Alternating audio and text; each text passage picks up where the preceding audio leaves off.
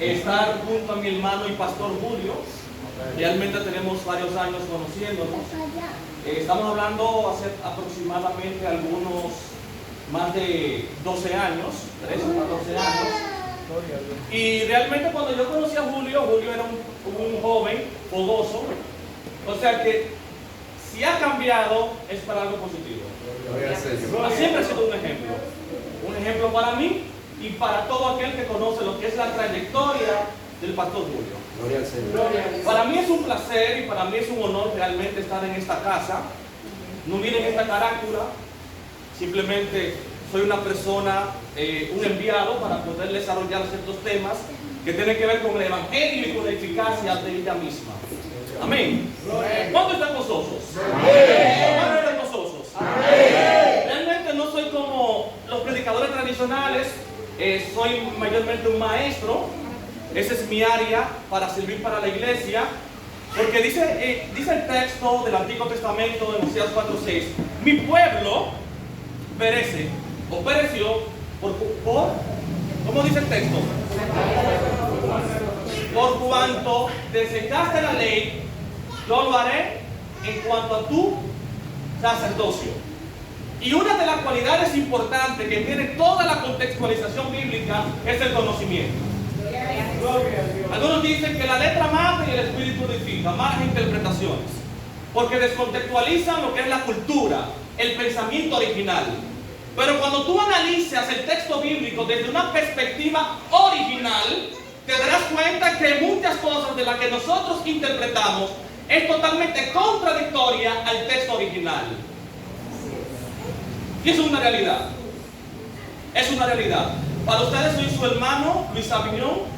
Estamos como presidente de la Asociación Internacional de Teólogos Bíblicos y estamos de igual manera como coordinador docente de la Universidad Teológica El Chalón. Lo digo para que nadie crea que yo soy grande, simplemente lo digo porque por ética tengo que decir mi preparación, quién soy, para que ustedes vean de dónde vienen dichos conocimientos. Porque todo aquel que va a estudiar un libro, lo primero que debe de hacer por ética y protocolo es estudiar quién es el autor. Es lo primero, para saber la fuente de dónde viene este conocimiento. Bien, sin más preámbulos, vamos a analizar un texto breve que todos conocemos y está en Marcos capítulo 4, verso 1 y 9. Marcos capítulo 4, verso 1 y 9. Hoy vamos a desarrollar ciertos temas, algunos puntos. Trataré de ser un poco prudente en cuanto al horario, pero vamos a tratar estos temas que yo sé que serán muy edificantes para todos nosotros. Marcos capítulo 4, verso 1 al 9. La palabra se lee en el nombre de Jesús. Amén.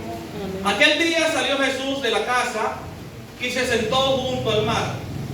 Y se le juntó mucha gente y entrando él en la barca se sentó.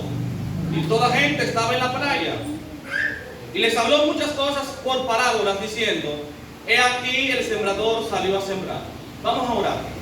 Padre que mora en las alturas, Dios, te adoramos, te glorificamos, porque tú eres maravilloso y para siempre son tu misericordia. Estamos aquí para desarrollar este texto. Estamos aquí para poder fundamentalizar algo tan importante como tu voluntad hecha letra. Te pedimos, Dios, que nos dé la capacidad para poder entenderla y darle la sabiduría al pueblo, Dios mío, para que pueda decodificar y tu iluminación para que esta palabra sea transformada y para que transforme las vidas de las personas que están aquí. Te lo pido en una manera especial, en tu nombre de Jesús. Amén. Amén. El tema es los 4 caminos. Los 4 caminos. Realmente, tradicionalmente, muchos predicadores han desarrollado este tema. Perfecto. Pero lamentablemente, como les decía anteriormente, mi pueblo perece por falta de conocimiento. De tal manera que por no tener los fundamentos necesarios para poder desarrollar el texto desde una perspectiva original, hablan temas que no tienen que ver con el registro bíblico, con su originalidad. Y hoy vamos a tratar de desarrollar este tema lo más original posible. Bendito sea Dios. Entonces, ¿qué sucede? Según la historia, escúchame bien, según la historia y la misma antropología, ha determinado que la raza humana está dividida por diferentes edades. Repito, según la historia, la antropología, la sociología, ha determinado que realmente la historia de la humanidad está dividida por diferentes facetas o diferentes edades. Número 1 es edad antigua. 2, edad... ¿Cuál es la otra? Edad antigua, edad media, edad contemporánea y edad moderna. 4 maneras de dividir lo que es la historia humana. Y si tú analizas desde los tiempos más antiguos de la humanidad, te darás cuenta que una de las cualidades que el ser humano ha desarrollado para poder comunicarse con las demás generaciones es el sistema de literatura. De tal manera que en el año 3900, históricamente, se había desarrollado lo que fue el primer sistema de literatura, el primer motor de enfoque para poder comunicar los preceptos y los mandamientos de las civilizaciones antiguas. Estamos hablando que fue en el año 3900 a.C. Si tú calculas 3900 más 2000, hacen aproximadamente 5900 años que se desarrolló lo que es la literatura en el mundo antiguo. De tal manera que los seres humanos, desde lo más primitivo, históricamente hablando, se han utilizado diferentes métodos para poder desarrollar un sistema de comunicación. Y nosotros, la iglesia, también desarrollamos ciertos niveles de comunicación, ¿pero para qué? Para poder llevar lo que es el mensaje del Evangelio. Muy bien. Entonces, ¿qué sucede? Cuando se desarrolla lo que es la literatura como sistema de comunicación a nivel mundial, desde ese momento inicia la historia como tal, como ciencia. ¿Por qué? Porque lo que desarrolla el inicio de la historia humana fue la formación de la literatura. Perfecto. Pero en Mesopotamia, en Sumeria, también se desarrollan otros puntos fundamentales como lo que fue la formación de los puentes. Esos puentes que usted ve hoy en día son formaciones desarrolladas en Mesopotamia, en la antigüedad. ¿Pero para qué? Para poder desarrollar e implementar un sistema de comunicación. No solamente esto. De igual manera también se desarrollaron los barcos. Esos barcos de guerra que usted ve hoy en día también fueron desarrollados con el primer objetivo ¿de qué? De tener un sistema de comunicación entre país a país, isla a isla y continente a continente. ¿Qué sucede? Hoy en día, en la era moderna, se ha malinterpretado un sentido común, un fundamento ministerial llamado el término apóstol. Si tú analizas, si tú investigas la raíz etimológica y semántica de lo que es la palabra apóstol viene del griego aposteio, que significa mensajero. O sea que desde el texto original, el término apóstol no es jerarquía como muchos piensan. ¿Por qué no es jerarquía? Cuando había una guerra y la guerra era ganada, había un mensajero que tenía que pasar diferentes dificultades tratando de que el mensaje llegue a la ciudad natal de una manera eficaz. Tenía que tratar de que no sea asesinado, pasaba hambre, muchas veces no tenía bolsillo, no tenía economía, pero ¿para qué? Para poder desarrollar lo que es el Evangelio o llevar un mensaje tal. Ese es el término etimológico e histórico de lo que es la palabra apóstol. Y hoy en día, si tú analizas, la palabra apóstol es una jerarquía, que si yo soy apóstol, estoy encima de los pastores, negativo. Negativo, señores. ¿Por qué? Porque cada fundamento desarrollado en cuanto a lo que es el ministerio de Cristo, todos son servidores, administradores, servidores del Evangelio de Dios. El problema es que porque yo soy pastor, perdón, pastor no, sino apóstol, tú tienes que darme todo lo que tú tienes en los bolsillos. Tú tienes que hacer lo que yo diga. Y el término apóstol es servicio, señores. Y fue desarrollado ¿para qué? Para implementar un sistema de comunicación en la antigüedad. Luego pasa lo que es la Edad Media. Dirá usted, ¿qué tiene que ver eso históricamente con la predicación de hoy? Le voy a mostrar a ustedes. Les voy a mostrar a ustedes que realmente la parte histórica es totalmente fundamental para desarrollar lo que es el mensaje. Quizás algunos están cabeceando porque dirán, ¿y todo esto? Señores, no hay un conocimiento que no sea inservible. Todo conocimiento es servible para el reino. Porque te voy a decir una cosa. Tú vas a predicar el evangelio y vas a predicar el evangelio hacia un filósofo. Si tú no tienes las herramientas necesarias para tú poder desarrollar un evangelio eficaz, que nada vale, porque el evangelio no es un fly al techo como muchos piensan. Es muy fácil, muy lindo llegar a la iglesia, ser bautizado, ser doctrinado por el pastor y ir a predicar el evangelio. Baby, esto no es así. Necesitamos una preparación. El conocimiento es vital, fundamental. Cuando hablamos de crecimiento espiritual, estamos hablando de dos pilares fundamentales. ¿Cuáles son? 50% oración, 50% estudio bíblico. Los dos complementan el 100% de la vida espiritual. Si tú eres de los que ora y no estudia la Biblia, tienes 50% de vida espiritual. Si tú eres de aquellos que estudia la Biblia, pero no oras, tienes un 50% de vida espiritual. Para tú poder ser eficiente en este altar y para tú poder evangelizar en las calles, tú necesitas el conocimiento bíblico. No hay, míreme, no hay un solo texto que hable en contra del conocimiento bíblico. No existe una. Lo que pasa es que son puras malas interpretaciones. Malas interpretaciones. Entonces, en la Edad Media se desarrolla otro sistema de comunicación llamado la imprenta. Se desarrolla la imprenta y gracias al Eterno tenemos el texto bíblico. ¿Tú sabes por qué? Porque el primer libro, el primer documento que se comenzó a comercializar y se imprimió fue el texto bíblico. Por encima de los textos filosóficos.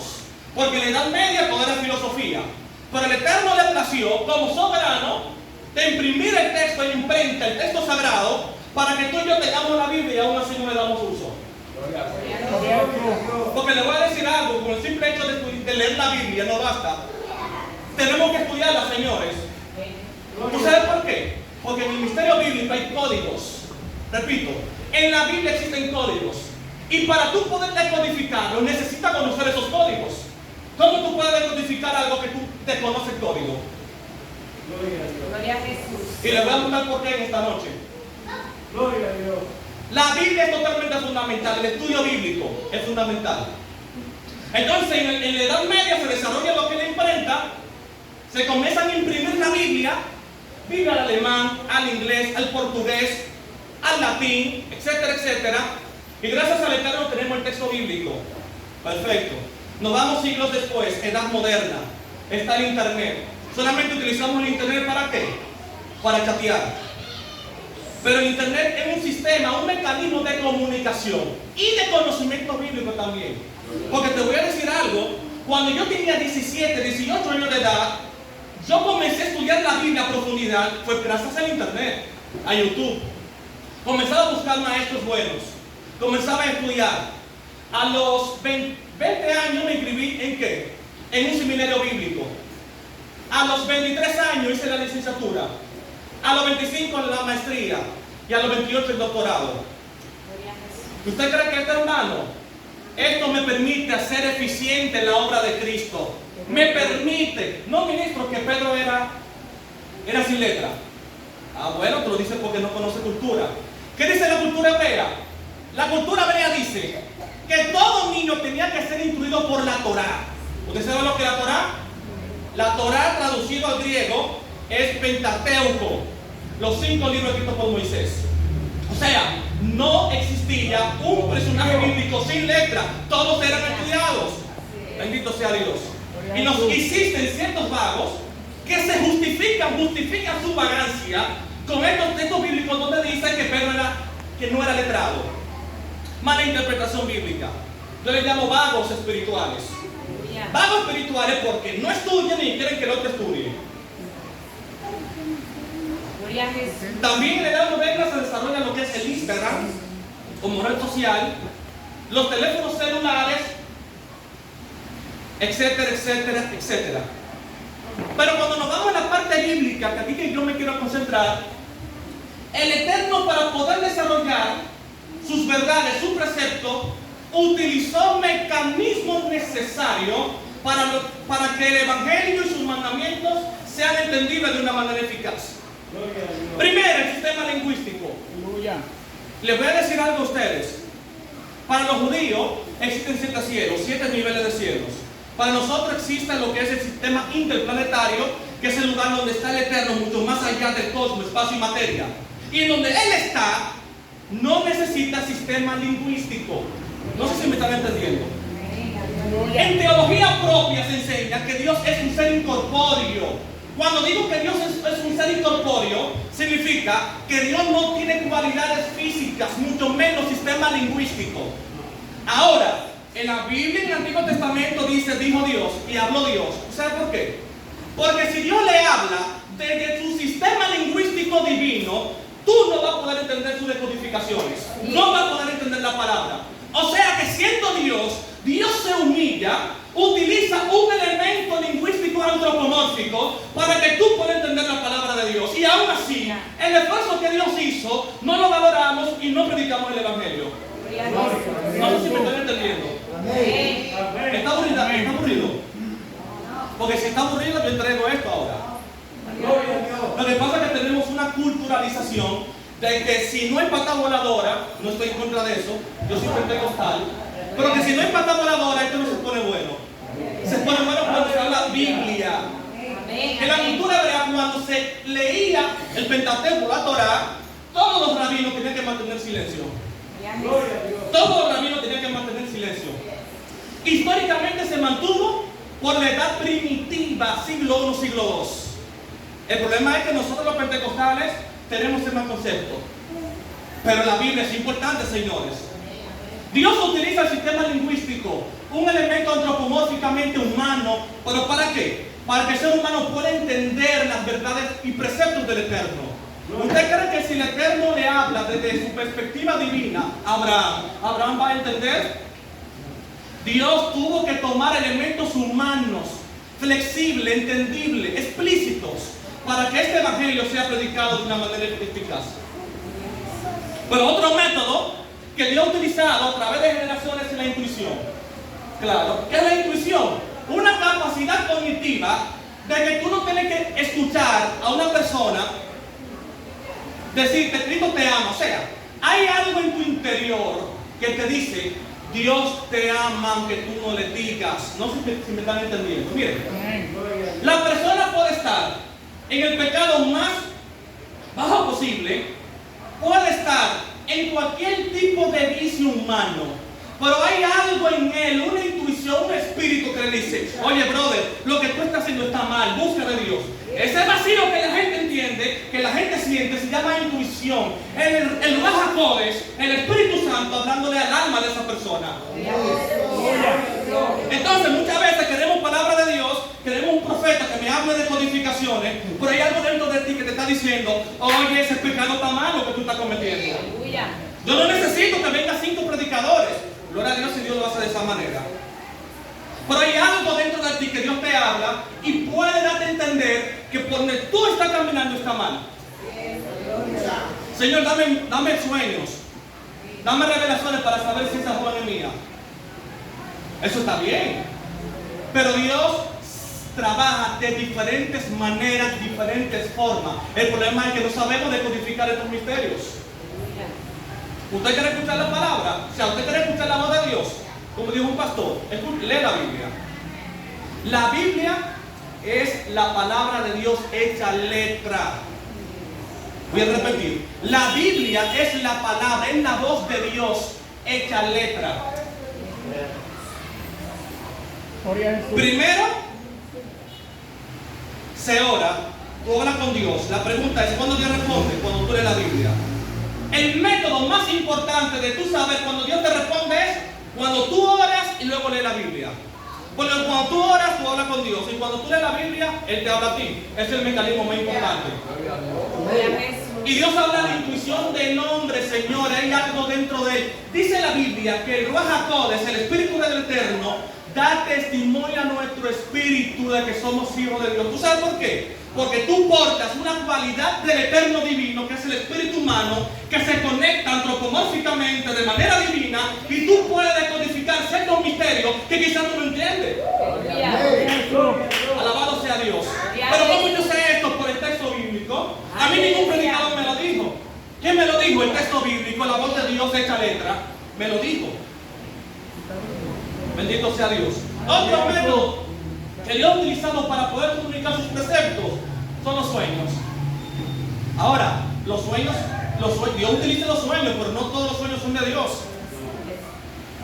Yo recuerdo que cuando yo tenía unos 20 años, una señora tuvo un sueño fatal, mortal. Cuando digo de mortal fue que me fui. Y esa señora me lloró, me dijo de todo como me iba a pasar. Señores, no todos los sueños son de Dios. Hay personas que piensan que todos los sueños son de Dios. Hay sueños que son misterio, que para tú poder entender si son de Dios, tú tienes que hacer una analogía con ese sueño y con el texto bíblico. Pero ¿cómo se hace esto? A través de la iluminación del Ruach HaKodesh, del Espíritu Santo, a través del texto bíblico, señores. Tú puedes tener sueños, pero no todos los sueños son de Dios. No todos los sueños son de Dios. ¿Tú crees que el sueño que decodificó José en Babilonia, en 2 Daniel capítulo 2, fue simplemente una improvisación? Señores, una de las culturas, bueno, ya eso se lo mencioné, una de las cosas que tenían que tener es conocimiento de la Torá. José conocía la Torá, señores. Entonces, ¿cómo fue que pudo decodificar el sueño de Nabucodonosor, capítulo 2 de Daniel, a través del estudio de la Torá, de la Biblia, del Antiguo Testamento? Es una manera más eficaz para poder discernir y decodificar los misterios ocultos. Otro punto es la revelación. Revelación es un misterio no dado, o sea, no dado en el pasado, pero sí revelado. Por ejemplo, el Apocalipsis. Claro que sí. Existen comunicaciones del Eterno hacia el hombre, que es a través de revelación. Hay que ver si esa revelación que tú tienes es de Dios o del maligno. ¿Cuál de las dos? Porque Satanás también revela. Porque cuando estaba en el desierto, ¿qué le dijo Satanás a Jesús? Fue una revelación, señores. Fue una revelación que hubo. Y otro método que Dios ha utilizado son las parábolas. Ahí que yo entro en materia, las parábolas. El Eterno utilizaba, o sea, Jesús hecho carne, utilizó métodos culturales para que el mensaje sea entendible. Uno de ellos fue la parábola. La parábola eran sistemas culturales del sistema cultural hebreo para que el pueblo pueda entender. La pregunta es, ¿estamos utilizando métodos para llevar el evangelio? ¿Estamos utilizando métodos para poder enseñar lo que es el evangelio a toda criatura? Jesús lo hizo. Jesús es considerado como el padre de la homilética. ¿Qué es la homilética? La rama de la teología que tiene que ver con el buen sermón, con la buena prédica. Señores, existen diferentes tipos de sermones, diferentes tipos de prédica. Y de acuerdo al escenario se va a determinar tu sistema de predicación. Porque te voy a decir algo. La predicación que yo desarrollo aquí en la iglesia será diferente a un público antagonista. Cuando hablo antagonista estoy hablando de opositores, filósofos, antropólogos e historiadores. Gloria a Jesús. Porque tengo que mostrar evidencia científica para yo demostrar el evangelio como hizo Pablo en Atenas. Sí es. Es muy bonito tú predicar el evangelio aquí, pero vete a predicar el evangelio a estas personas cultas. Ahí está el problema, señores. ¿Y cómo se hace?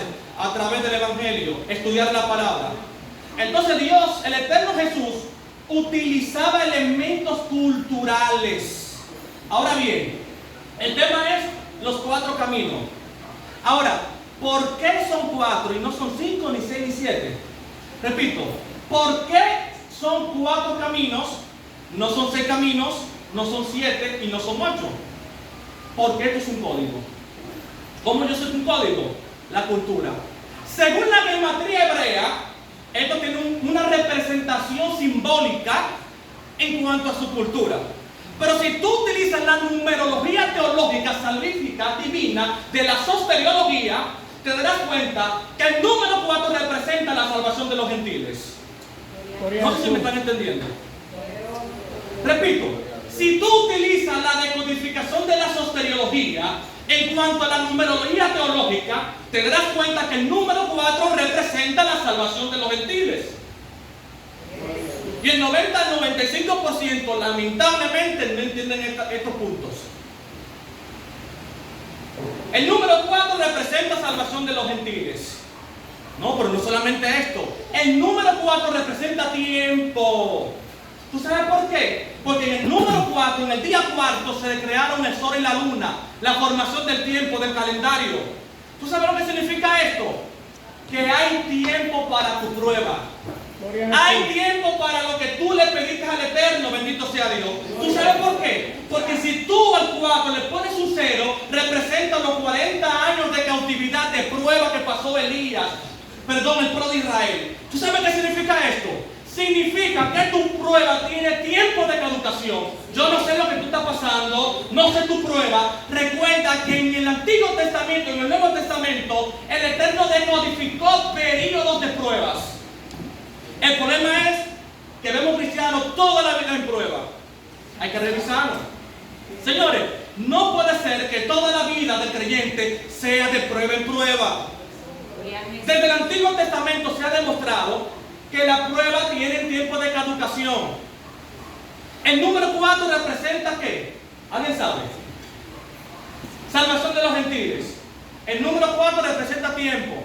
Pero si al 4 tú le pones un 0, representa los 40 años que pasó Israel en el desierto.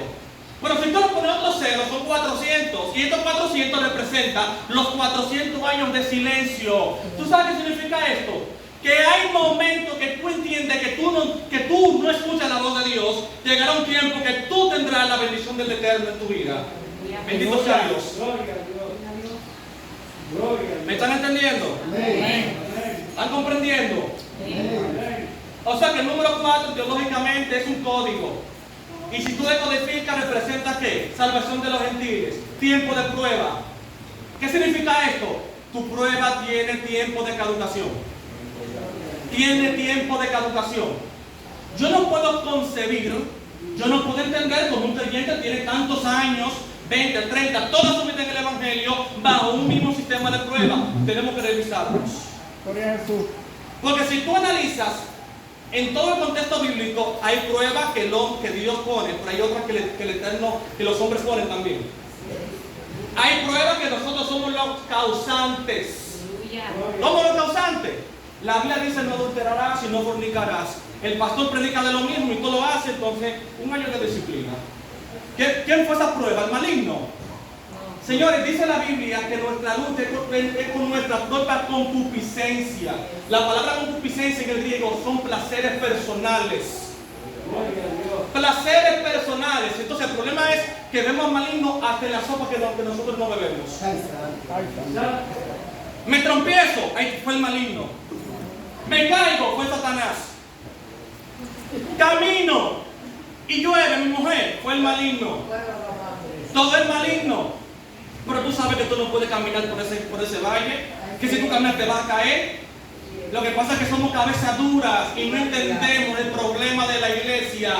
Todo es el maligno. ¿Cómo tú no vas a pecar si hoy hay culto y te quedas siempre en tu casa? Y ahí le ocupamos todo el maligno, el pobre maligno por allá. El pobre, claro. El pobre. Yo no puedo justificar mi responsabilidad como padre diciendo que el niño mío es malcriado por el maligno. Señores, hay un sistema de conducta de valores y principios. Si tú no implementas valores y principios en tu casa, no vengas tú a pegárselo a quién, al maligno. No, que mi hijo de 15 años está cantando dembow. Que mi hijo de 15 años está haciendo lo indebido. Señores, son 15 años, agárralo, somételo. Señores, dice la Biblia, si tú no guardas tu dinero, dice la Biblia, no. Dice, si tú no guardas tu casa, tu familia, ¿cómo tú vas a administrar la iglesia? El primer ministerio, bíblicamente, no está aquí, está en la familia. ¿Tú quieres saber cómo está tu vida espiritual?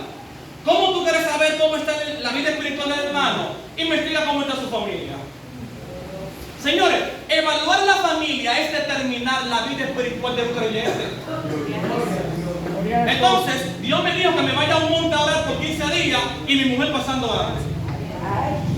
Señores, tenemos que tener principios, tenemos que estudiar la Biblia, tenemos que tener entendimiento, porque 15 días orando, cuando llego a estar con otro y ya fue el maligno. Señores, hay cosas que se evitan. Hay cosas que se evitan, señores. Hay cosas que se evitan. Evitemos. Pero ¿cómo se evita? Profundizando en la palabra. Profundizando, entendiendo que el primer ministerio es la familia, el hogar. El hogar.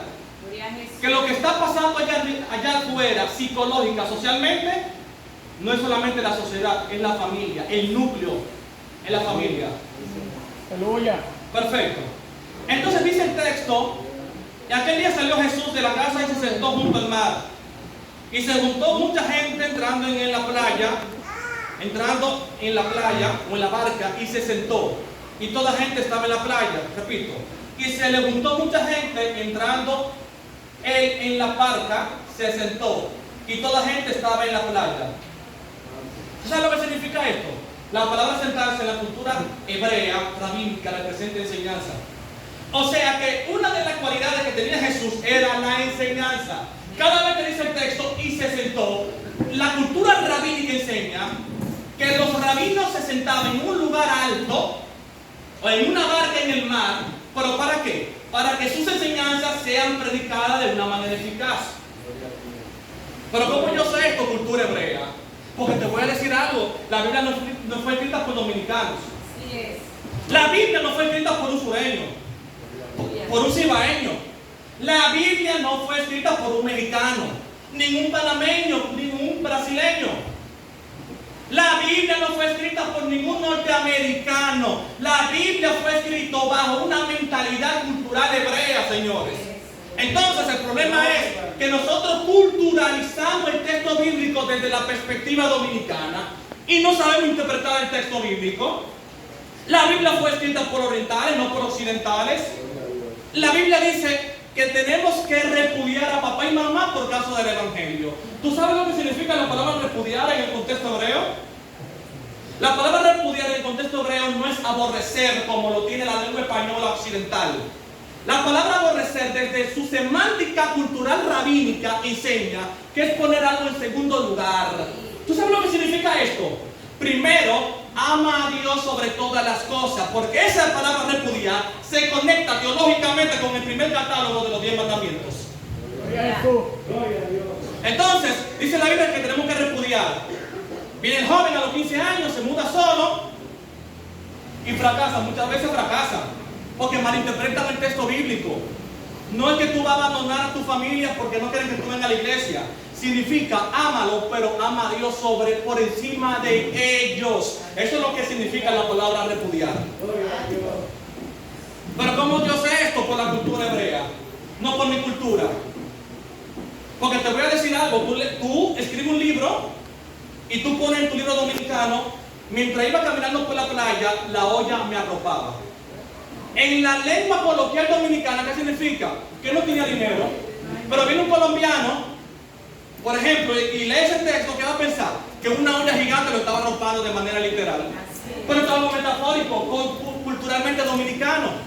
Entonces, para que ese colombiano pueda entender ese libro escrito por un dominicano, debe de aprender la cultura dominicana, o de lo contrario no va a entender.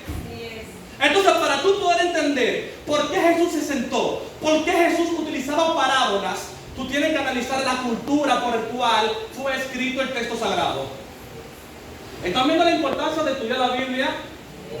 Y les voy a decir algo, no le estoy hablando de profundidades. Estoy tratando de que el mensaje sea entendible. Porque ¿de qué me vale hablar de códigos, de codificaciones, teología, gematría, cultura, teología, que al final nadie entienda? Porque Jesús tenía conocimiento para más, pero utilizaba la parábola, ¿para qué? Para que su mensaje sea entendible de manera explícita. Y la pregunta es, ¿estamos haciendo seminarios bíblicos? ¿Venimos a la escuela bíblica a desarrollar un conocimiento bíblico? ¿Utilizamos métodos esenciales para poder predicar el evangelio? Claro que sí, varón. Claro, desde que tú sales a la calle, tú lo condenas al infierno. La Biblia no te manda a condenar a nadie al infierno, no es bíblico. La Biblia no te manda a condenar a nadie al infierno. El único que condena es el eterno Adonai Elohim, Hashem, ese que está allá arriba. Gloria a Jesús. Simplemente nosotros vamos a enseñar a predicar en cuanto al Evangelio. Y cuando hablo del Evangelio, no estoy hablando de otra cosa más que la muerte y la resurrección de Cristo.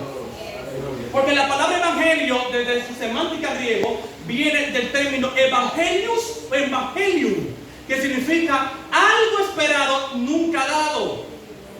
O sea, si tú eres evangelista y no hablas de la muerte y de la resurrección de Cristo, tú no eres evangelista. Eres un predicador, no evangelista. Porque la palabra evangelista significa alguien que va a desarrollar un mensaje de la muerte y de la resurrección. Simplemente. No, yo explico sobre el infierno y sobre otro tema. Tú eres un predicador, no evangelista. Son dos cosas muy diferentes, señores. Son dos cosas muy diferentes. Entonces Jesús era ¿qué? Un maestro, un rabino. Eso le enseña la Biblia por la cultura. Eso enseña la Biblia. Dice el texto. Y les habló muchas cosas por parábolas, diciendo: he aquí, el sembrador salió a sembrar. El sembrador representa un rabino, o sea, una persona que va a depositar cultura, conocimientos, en ese caso Jesús. Jesús es el sembrador que habla el texto. Por ahí un punto importante, que los 4 caminos representaban la vida espiritual del pueblo de Israel. Aleluya. Repito, los 4 caminos representan físicamente, literalmente la vida de Israel. Y si nos vamos a la parte espiritual, los 4 caminos también representan la vida espiritual de la iglesia. Lo voy a repetir. Los 4 caminos que habla la parábola representan espiritualmente a Israel, número 1. Número 2, representa la vida espiritual de la iglesia. Te lo voy a comprobar. Dice el texto: y mientras sembraba, parte de la semilla cayó junto al camino y vinieron las aves y la comieron. ¿Tú sabes qué significa esto? Que primero es que Israel tenía el corazón duro como piedra para recibir el reino. ¿Cuánta gente en el Evangelio tiene corazón duro? Mientras más el varón, el pastor le predica, le enseña, no cumple con una obra ministerial. Hello. Te voy a decir algo, el Evangelio es evolución. ¿Tú sabes lo que significa esto? Crecimiento.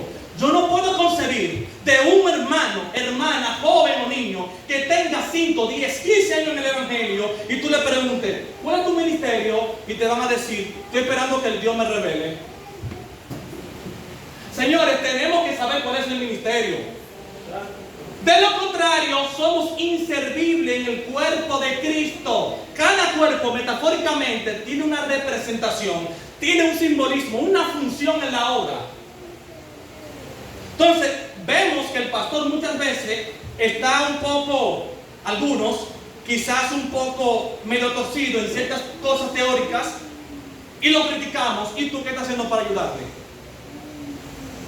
Entonces tenemos el corazón duro, no queremos crecer. Entonces cuando tú no creces, cuando tú no escudriñas, no estudias la Biblia, vienen las aves y te comen la semilla, la palabra, te comen el Evangelio, porque tú no tienes fundamento. El único fundamento que dice la Biblia es oración y estudio bíblico.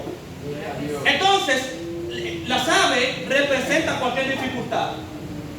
Y no solamente esto, me voy mucho más profundo. No me voy a limitar aquí, no me voy a limitar. Estas semillas que cayeron en el suelo y no dieron frutos, y las aves se las comieron, representa a aquellos judíos en la gran tribulación que serán atormentados y asesinados, y aún así no buscarán de Dios. ¿Tú sabes por qué? Porque si tú analizas la historia escatológica, teológica, de las 70 semanas de Daniel, que son equivalentes a la gran tribulación, te darás cuenta de que con las copas, las trompetas y demás juicio, el 75% de la raza humana se va a extinguir. No sé si me están entendiendo con esto. Si tú calculas la cifra que presenta Juan de manera apocalíptica en cuanto a los muertos, las catástrofes, las trompetas, y todo lo que va a pasar, el 75% de los judíos en la gran tribulación, y no solamente los judíos, el mundo entero, el 75% va a morir literalmente. O sea, un 25% solamente quedará vivo. ¿Tú sabes qué significa esto? Que casi la gran tribulación, casi se extingue la raza humana. Gloria a Jesús. Pero lea la Biblia que dice, y cayó tal cosa, y en la tercera, décima parte de los humanos perecieron. 75%, para los que saben matemática.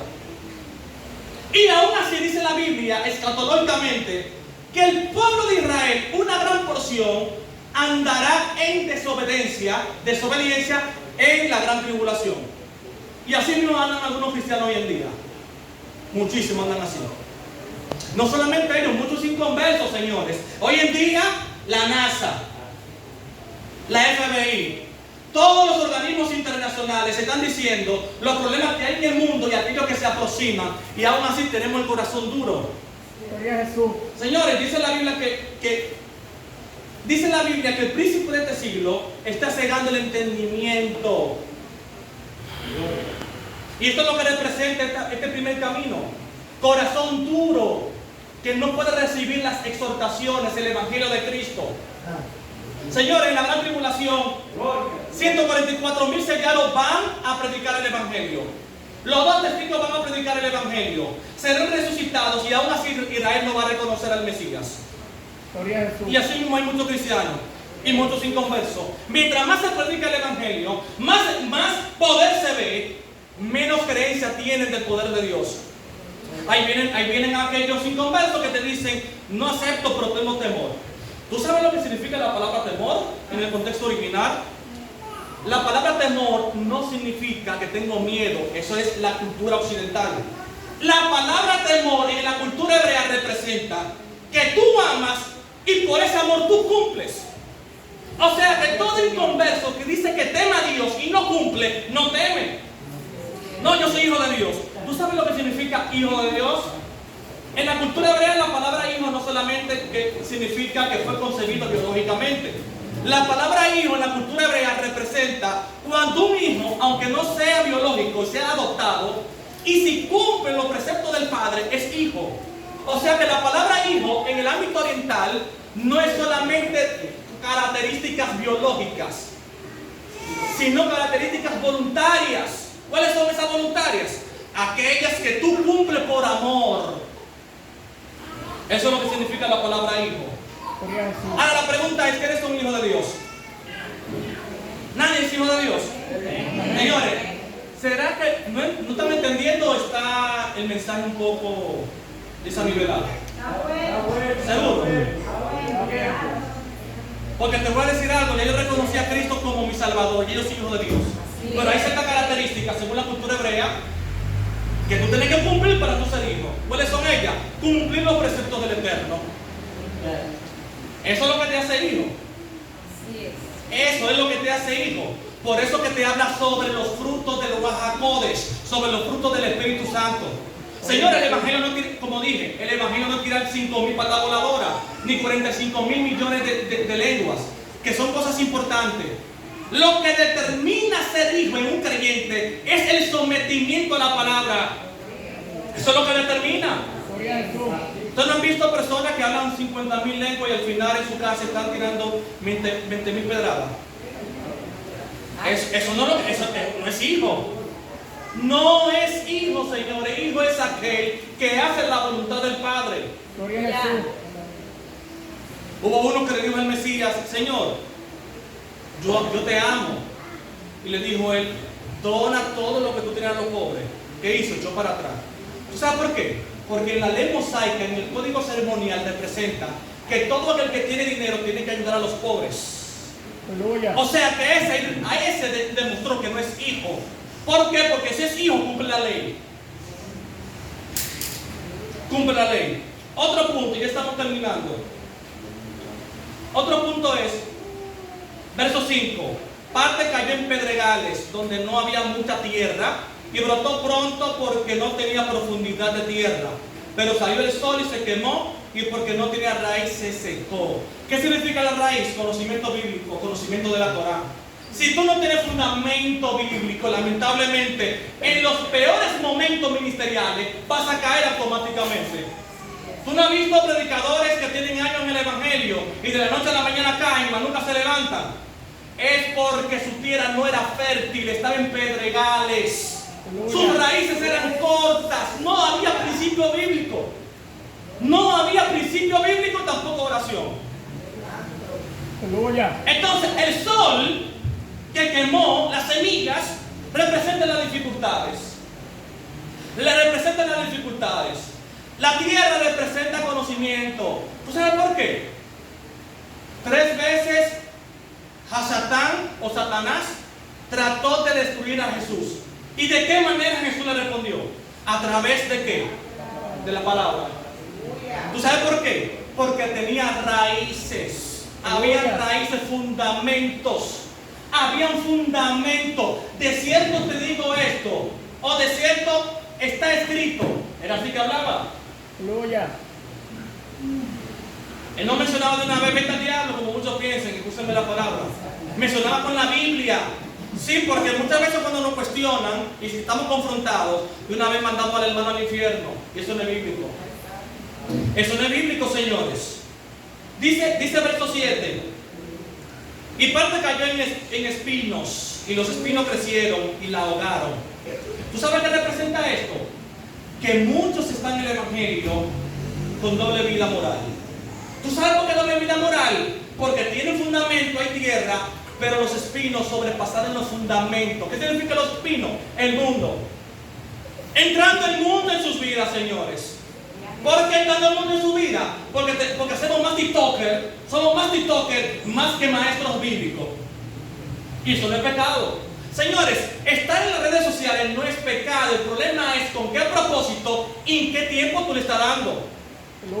Yo nunca mi mente va a concebir darle más tiempo a las redes sociales que al estudio bíblico.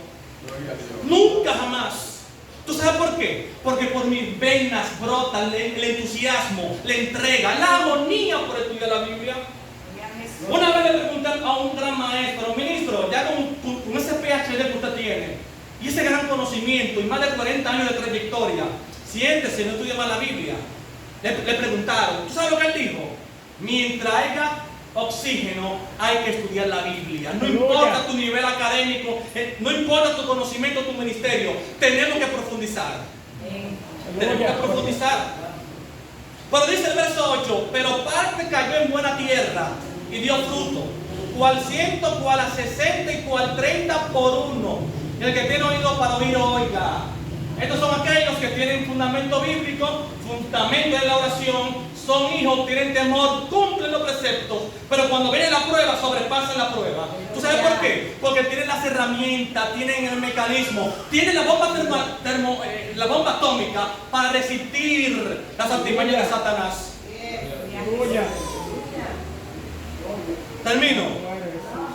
Termino. Hay pocos no.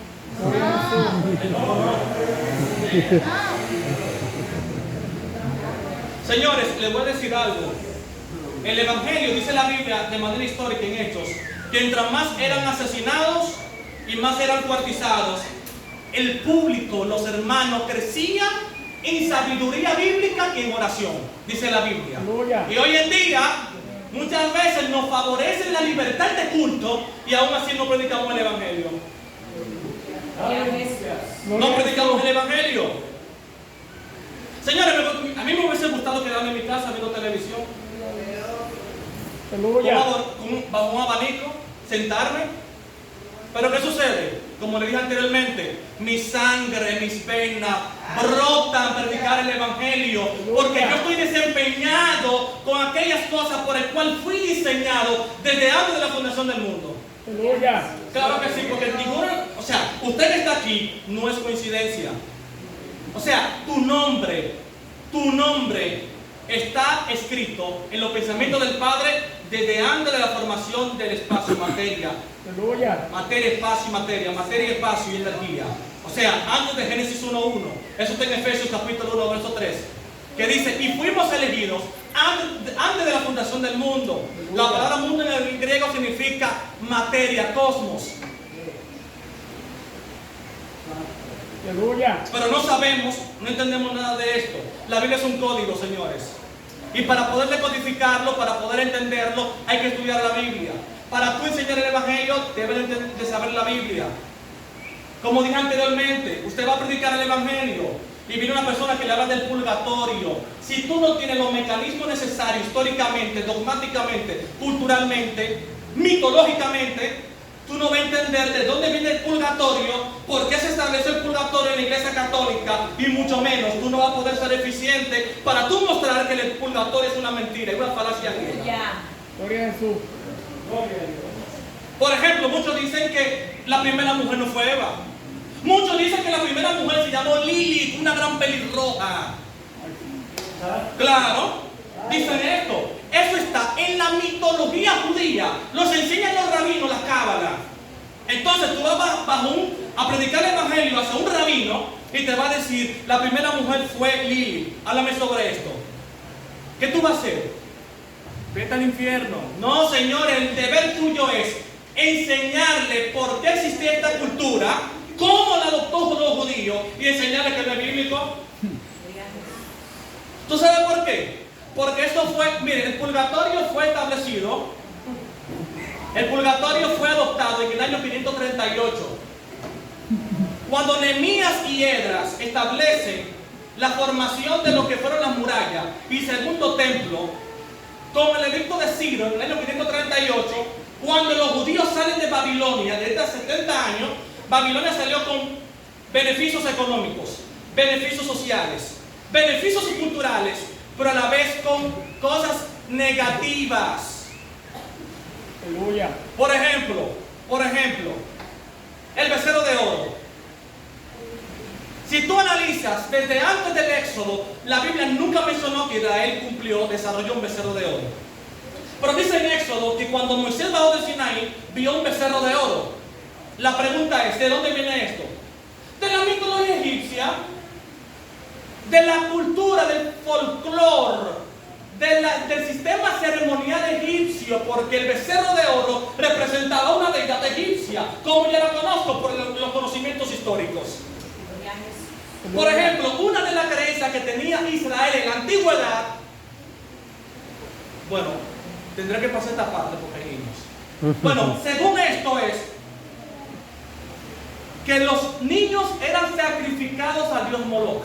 ¿Tú sabes por qué? Eran sacrificados porque si tú sacrificas a tu primogénito en un toro de hierro con fuego, esto representa abundancia, economía y poder económico para esa familia. Aleluya. ¿Y cómo yo sé esto? Por la historia, porque esto viene de la mitología cananea. Entonces, ¿cómo podemos predicar el evangelio? ¿Cómo yo voy a poder decodificar los misterios ocultos? A través del conocimiento de la Torá, a través del conocimiento bíblico. Aleluya. ¿Cuántos de nosotros vamos a leer la Biblia? ¿Cuántos de nosotros la vamos a estudiar? Amén. Por último, la letra mata más el espíritu edifica. La letra mata. Aquí viene un punto, la letra mata. ¿Tú sabes lo que significa la palabra letra? Si tú te vas al contexto posterior, utilizando principio hermenéutico, te darás cuenta que la letra representa el código de Moisés. Y cuando dice Pablo, la letra mata, está diciendo, la ley de Moisés te va a matar, más el espíritu que representa teológicamente la gracia, esto te va a salvar. Eso es lo que significa el texto. Aleluya. Pero el problema es que lo decodificamos, o sea, lo decontextualizamos el texto. Y eso es un error. Entonces, hermanos, vamos a estudiar la Biblia, vamos a ser creyentes más eficientes, que te garantizo que la obra será mucho más extraordinaria. Dios le bendiga. Amén. Dios le bendiga más. Amén. Pongas al Eterno. Aleluya.